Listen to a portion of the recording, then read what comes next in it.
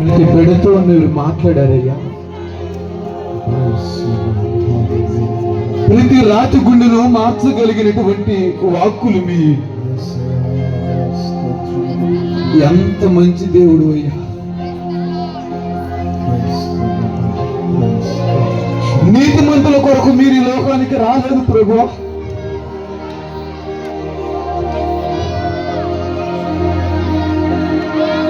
పాపములో బ్రతుకుతున్న నన్ను, మమ్మల్ని అందరినీ మార్చడానికి ఈ లోకానికి వచ్చావు.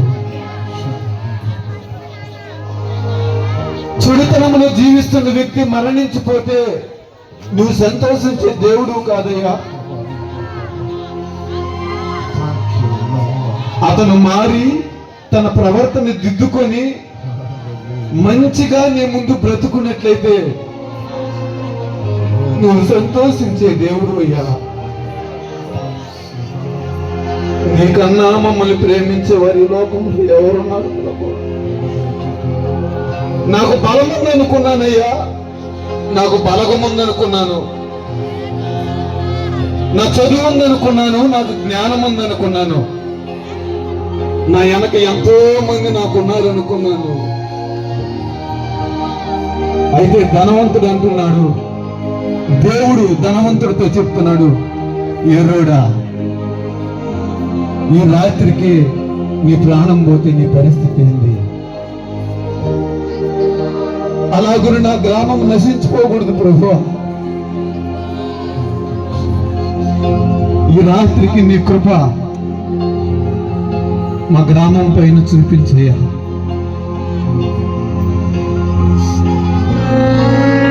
ప్రభువా, నా తండ్రి, మీరు అతి త్వరలో రాబోతున్నారనే ఈ సభలను ఏర్పాటు చేశారయ్యా. ఈ పొన్నపాడు గ్రామంలో ఉన్న ప్రతి బిడ్డతో మీరు మాట్లాడారయ్యా.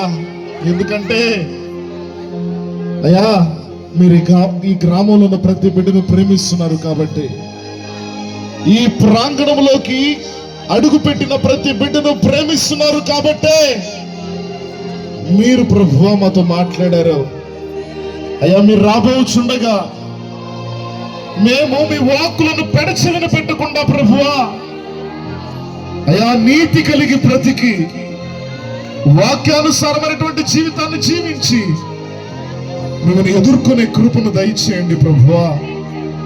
ఈ పొన్నపాడు గ్రామంలో ఉన్న ప్రతి బిడ్డ మారు మనసు పొందాలయ్యా.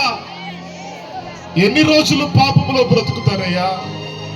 ఈ పాపములో బ్రతికి ఏమి సాధించారయ్యా? ఏమీ లేదు ప్రభువా. ఆత్మీయ జీవితాన్ని కోల్పోవడం తప్ప, బంధువులని వ్యతిరేకులుగా మార్చుకోవడం తప్ప, స్నేహితులను విరోధులుగా మార్చుకోవడం తప్ప పాపము మాకు మిగిల్చినది ఏమీ లేదు ప్రభువా. మీ బిడ్డలు గుర్తెరగాలని మాతో మాట్లాడారు. యేసయ్యా, మీ బిడ్డలను దర్శించండి, మీ బిడ్డలను దర్శించండి అయ్యా. ఈ చివరి దినమున నా తండ్రి, ఈ సభ అయ్యా అద్భుతంగా మీ బిడ్డ నిలబెట్టుకుని మీరు మాట్లాడిన విధానాన్ని బట్టి మీకు వందనాలు చెల్లించుకుంటున్నాము. వచ్చిన ప్రతి బిడ్డను ఆశీర్వదించండి.